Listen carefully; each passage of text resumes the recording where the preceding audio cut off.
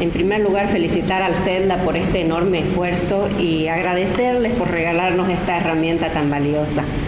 Agradecer también al Centro de Formación de la ESID por la hospitalidad de siempre en este lugar, pero en particular ahora porque es una coyuntura en que estaban muy ocupados y aún así nos acogieron.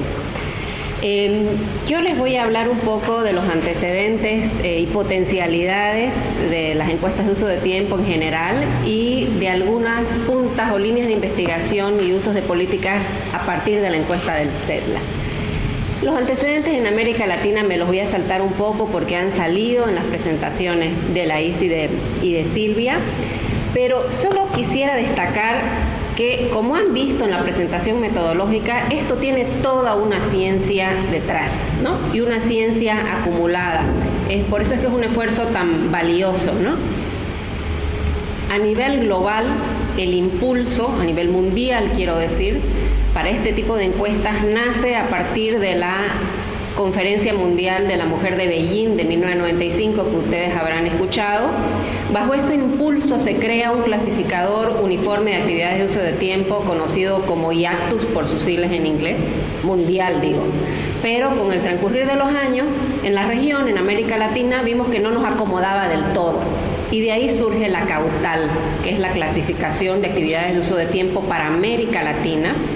Como decía Silvia, fruto de un trabajo colectivo con el marco conceptual que presentó, pero un trabajo colectivo en base a un trabajo de autoría de quien vamos a escuchar María Eugenia Gómez Luna después de nuestro receso, ¿no? Entonces, tienen muchísimas utilidades, o sea, digo yo, para nuestras reivindicaciones de género y para las demandas feministas hay un corte y un impulso desde el 95 como para tantos otros temas, ¿no? Pero se hacían en Europa encuestas de uso de tiempo, por ejemplo, para políticas locales de transporte. O sea, por dar un ejemplo de los múltiples usos y la relevancia que tiene este instrumento. ¿Qué más destacar? Que es una herramienta fundamental para la abogacía en el sentido de reivindicación ciudadana, ¿no? de lobby en ese sentido, y sustento para políticas públicas diversas, pero sobre todo de cuidado.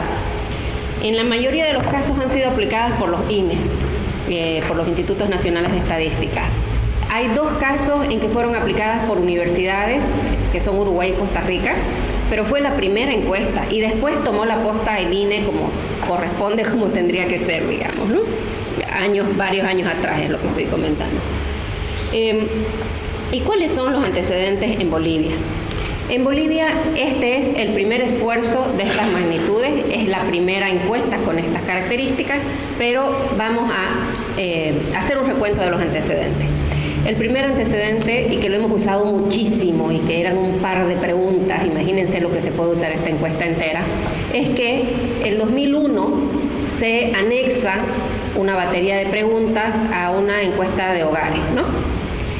Eso es el antecedente institucional estatal más válido que tenemos. Después de eso hubo una prueba piloto, el 2019, que quedó en prueba piloto nomás. Muchas feministas pedimos un montón eso al INE, yo personalmente lo pedí y no nos entregaron esos resultados. Hicieron públicos un par de gráficos y ahí quedó. Después, este año, el CERMUT, el Servicio Plurinacional de la Mujer, Ana María Romero, hizo una encuesta en municipios seleccionados que tuvo serias objeciones por temas metodológicos, por temas de aplicación e incluso por temas conceptuales. O sea, habiendo todo este bagaje que estoy contando desde los 90, lamentablemente no se usó y fue una encuesta poco rigurosa. Por ejemplo, tenía una categoría que es lo que más recuerdo porque me saltó, de trabajo no doméstico no remunerado, para hablar de cuidado, ¿no? Entonces, lastimosamente fue una iniciativa loable, de buena voluntad de ciertas personas en el Estado con apoyo de la cooperación, pero no nos sirvió. Sí tenemos otros antecedentes de la sociedad civil, ¿no? Es una cosa buena y mala que tenemos en Bolivia, que cuando el Estado no se hace cargo, la sociedad civil lo hacemos. Entonces, como el caso del CEDLA, ¿no? Entonces tenemos antecedentes, por ejemplo, de un centro de estudio de una ONG en Cochabamba, que es uno de los pilares de nuestra Plataforma Nacional de Cuidados, que es Ciudadanía, que hizo en 2018 una encuesta nacional de cuidados, también en el eje y también urbana, con apoyo de Oxfam. Es particular en cuidado, no es en general de uso de tiempo, pero aborda el uso de tiempo sobre todo, por eso lo traigo aquí a colación. Igualmente en 2020 se hizo una sobre COVID y cuidados, que los resultados son, uno lo supone, pero no dejan de ser alarmantes, ¿no? También, no es exactamente lo mismo, pero aborda uso de tiempo. Después este año también se hizo, tomando la Cautal como modelo, pero de mucho menor escala, se hizo también, todo esto con el apoyo de Oxfam, que tiene una línea de trabajo ahí, una encuesta de uso de tiempo en Sucre municipio, ¿no? Algo parecido están haciendo, pero ya no con la Cautal como modelo, recién en Tarija, Bermejo y Entre Ríos. El presente año también digo. Bueno, eso como antecedentes en Bolivia. ¿Y para qué nos sirven? Lo primero que tengo que decir, y eso lo digo como usuaria, desde mi militancia feminista, más allá de como investigadora, que es un instrumento técnico para apoyar una reivindicación de ejercicios de derecho. A mí, si me preguntan, lo primero que me salta con la encuesta de uso de tiempos es eso, ¿no? No es por amor al conocimiento, por supuesto que nos encanta la rigurosidad metodológica y todo lo demás, pero es para una reivindicación de ejercicio de derecho. Otra potencialidad es que en sí concreta el reconocimiento del trabajo no remunerado. En sí una encuesta es un reconocimiento y sirve para orientar la redistribución de este trabajo no remunerado en general y en particular del cuidado, ¿no? Porque nos está diciendo cómo y dónde se produce la carga de cuidado. Y como digo, es una herramienta para la advocacy, para la abogacía, para la reivindicación ciudadana, que se ha usado en América Latina. En América Latina, donde tenemos sistemas de cuidado, decía la ICE, el paradigmático es Uruguay, pero tenemos otros más o menos avanzados, algunos de nivel local, que se yo en Bogotá, también está como bien conocido el caso. Y eso, lo que se usó en primera instancia para movilizar las voluntades políticas y para decir esto es importante por estas repercusiones, fueron siempre encuestas de uso de tiempo, sea a nivel local, sea a nivel nacional, en todos los casos en que tenemos avances en las políticas, ¿no? ¿Qué más? Eso en términos, decía, para la reivindicación, ¿no? Para la reivindicación ciudadana. Para las políticas sectoriales, los usos son muchísimos. Quizá el caso más evidente es para las políticas de empleo, ¿no? Nos puede ayudar a entender la composición del desempleo, por ejemplo. Nos puede ayudar a captar esta categoría tan escurridiza que es la informalidad, ¿no? Nos entrega información sobre externalizaciones, sobre el trabajo a domicilio, en fin. Y esto lo pongo en rojo. Nos ayuda a entender la relación entre trabajo no remunerado e informalidad laboral. Y esto es algo que yo he constatado una y otra vez en los estudios cualitativos. En Bolivia, en el caso de las mujeres, la informalidad laboral no solo responde a oportunidades, no solo responde a estructura productiva del país, responde a la carga de trabajo no remunerado. Cuando uno hace o ve estudios de trayectorias laborales y ve los hitos de cambios de categorías ocupacionales, esto se ve clarísimo. Pero ahora tenemos evidencia dura, digamos, que es una encuesta de uso de tiempo, que nos ayuda a entender este vínculo. Nos ayuda también a entender la forma como se compatibiliza responsabilidad laboral y responsabilidad familiar, también importante para las políticas de empleo. Nos ayuda a entender las dinámicas del empleo doméstico y los cambios. O sea, Silvia nos mostraba que en el grueso del país, un 4% de los hogares tiene trabajo asalariado del hogar, servicio doméstico. Esto va en contra de nuestros imaginarios, pero así es. Y es una tendencia, yo creo, irreversible. Primero mundial, después regional. O sea, en América Latina vemos que cada vez es menos el empleo doméstico, que cada vez es menos el sin retiro, el que aquí le dicen cama adentro. cada vez es menos jornada completa, cada vez es menos semana completa, cada vez es más por hora, por día o por tipo de actividad. Esa es la tendencia. Y hay un envejecimiento de las trabajadoras asalariadas del hogar. Esa tendencia latinoamericana nos llegó, ¿no? Entonces hay que entenderlo también a efecto de las políticas laborales, y también para eso nos ayuda la encuesta de uso de tiempo. También nos sirve para una serie de políticas diversas, para las políticas de alivio a la pobreza. Silvia y Walter nos decían la relación entre pobreza de tiempo y pobreza multidimensional. También entre pobreza de tiempo y pobreza de ingresos, simplemente. O incluso para analizar los programas de alivio a la pobreza, y ahí México tiene lecciones importantes, ¿no? Nos entregan información, por ejemplo, para ver las repercusiones y las externalidades de los bonos, ¿no? Para las políticas de salud también nos sirven porque nos está mostrando cómo se distribuye la carga en cierta parte de producir salud cuando es parte del trabajo no remunerado, y también nos muestra quién cuida a los que cuidan, ¿no? Se puede sacar esas lecturas de la EUT. También nos pueden dar explicaciones estos instrumentos que son estas encuestas sobre los éxitos o fracasos de las políticas de educación. El mejor ejemplo, es el que decían Laís y Silvia, los mal llamados nini. O sea, en Bolivia el grueso de las mal llamadas nini de 18 a 23 años están haciendo trabajo no remunerado. O sea, están trabajando. Las mal llamadas inactivas también, ¿no?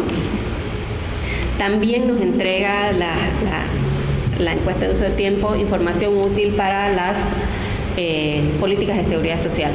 Concretamente nos ha servido en varios países para demandar formas de compensación del trabajo no remunerado en los sistemas de pensiones, incluido Bolivia, aunque ustedes no lo crean, ¿no? No fue lo que pedimos las feministas en la reforma de pensiones del 2010, ni de lejos, pero quedó, y pocas personas lo saben, se imputan 12 años por cada hijo hasta un máximo de 3 para las destinatarias de la pensión solidaria. Este mecanismo, que está presente al menos en otros 5 países de América Latina, en la gran mayoría de los casos se ha movilizado mostrando las mujeres aportan todo esto, y cuando son viejas, cuando son personas mayores, quedan totalmente desprotegidas, ¿no?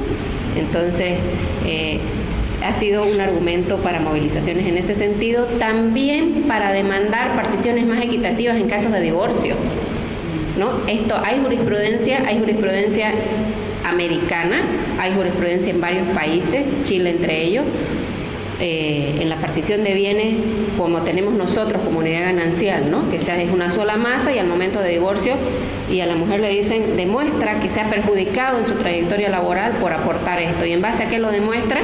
Las estadísticas lo demuestran antes que demostrar al caso particular. Y aunque no lo crean, eso es algo que los tribunales en otros países han considerado y nos ha servido.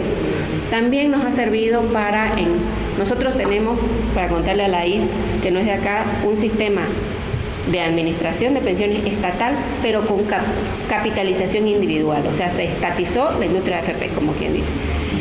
Para sistemas como estos, sean de administración privada o pública, esta información se ha usado para también demandar compensación en casos de divorcio, que de ese fondo previsional individual algo pase para quien se dedicó a cuidar, gratis, digamos, ¿no?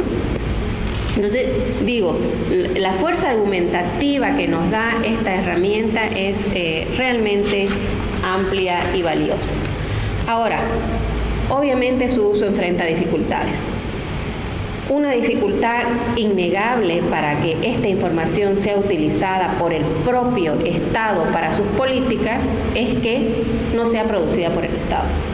Por más buena fama que tenga el CEDLA, bien nos pueden decir, no es información oficial. Esa es una primera. La segunda es la voluntad política. Que quieran hacerlo, básicamente, que quieran usarla. Otra dificultad, y esta es algo que se ha visto en otros casos en América Latina, es la institucionalidad.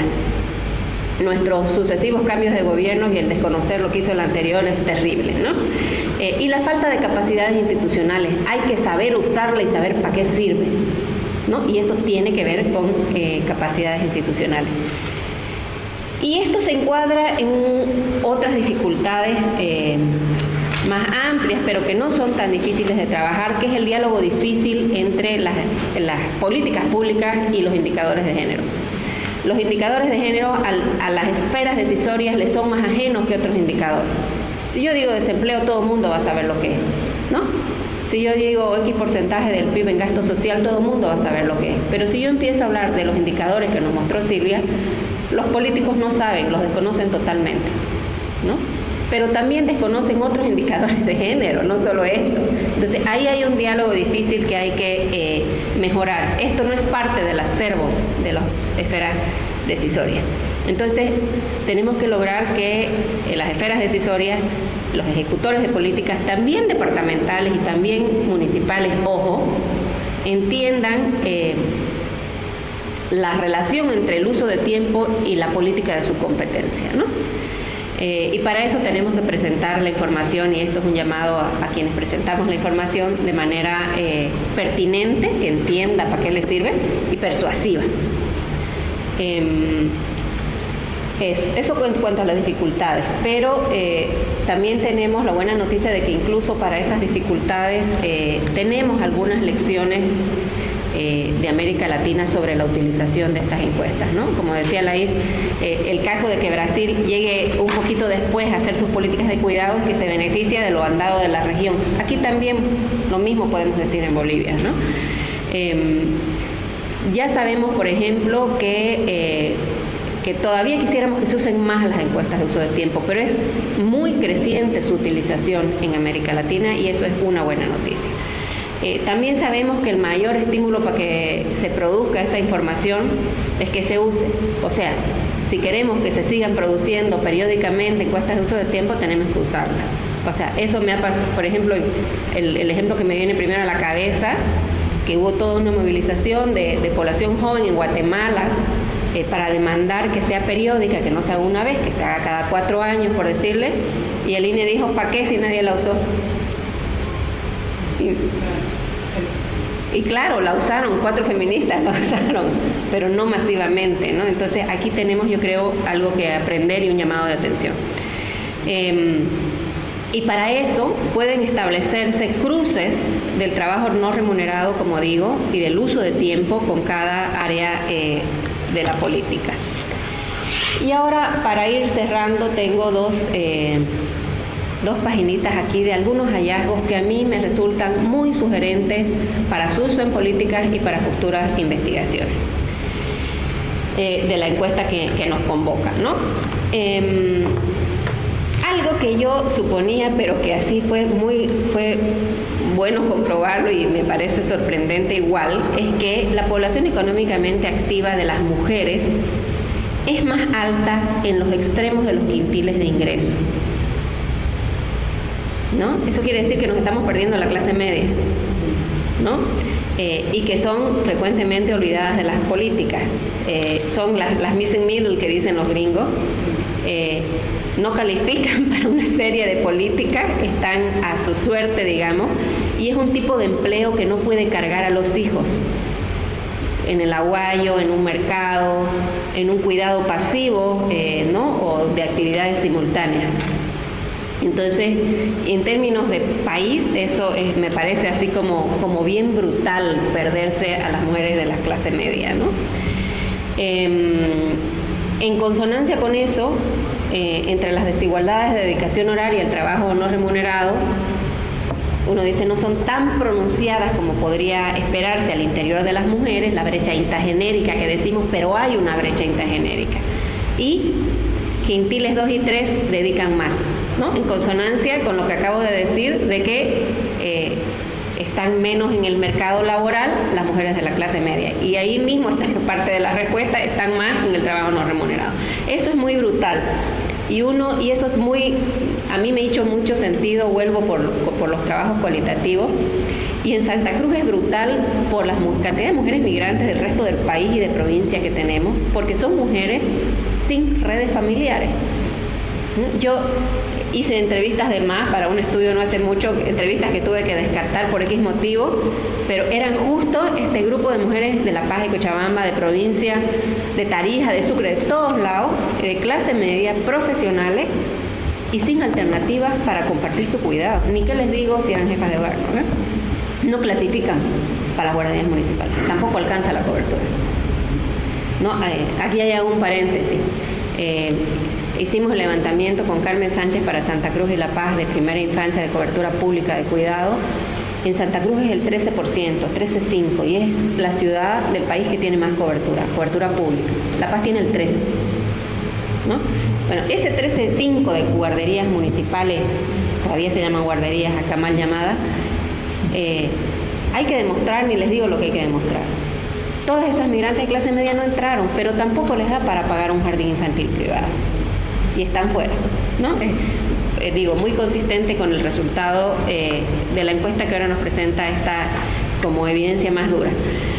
El decrecimiento de los hogares con empleo doméstico, con trabajo asalariado del hogar, yo creo que ahí hay un nicho de investigación y de política importante, ¿no? Que hay que combatir los imaginarios de las propias sindicalistas, de la propia FENATRAOP ahí, pero vuelvo, interesante para investigar. El tiempo de trabajo no remunerado entre la población indígena y no indígena. Esto es consistente con la encuesta hecha en Sucre y creo que derriba muchos mitos, al menos población indígena urbana, ¿no? También creo que hay un campo ahí interesante para investigar. Las jefas de hogar con menor participación en el empleo, eso es dramático, ¿no? O sea, y básicamente por la mayor carga o por no tener con quién compartir el trabajo no remunerado. El hecho de que, esto me sorprendió muchísimo, perdón que no se ve, y me parece que es digno de investigación, el hecho de que los varones tengan el mismo tiempo de trabajo no remunerado con y sin carga de cuidado, por un lado, y que se dediquen más al trabajo doméstico que el de cuidado. Ahí somos diferentes que la tendencia regional y me llama la atención, ¿no? Interesante igual para investigar. No están cuidando nomás. Y por último, estos otros 4 temas, el cuidado pasivo o cuidar mientras que se hace otra actividad, me parece que es un área también necesaria de investigación, de tremenda relevancia para las políticas de empleo. Yo he visto cuidado pasivo en maquiladoras, por ejemplo, en tejedoras en el Alto. Entonces, son empleos autogenerados, porque no hay otra, ¿no? Porque por más que sea el vigilar mientras se hace otra cosa, no se puede desatender. Entonces, ahí yo creo que para empleo hay una investigación importante. La composición de la demanda de cuidado, yo creo que esta información que nos entrega la encuesta es así súper interesante para complementarla con estudios de caso. También información que nos entrega sobre la magnitud de la demanda de cuidado y lo que se puede analizar ahí, investigar sobre las necesidades de formación para personas con discapacidad. Casi no tenemos información de eso, ¿no? Y realmente la encuesta nos entrega información de la magnitud del personal necesario. Por ejemplo, ese cálculo se puede hacer en base a la encuesta.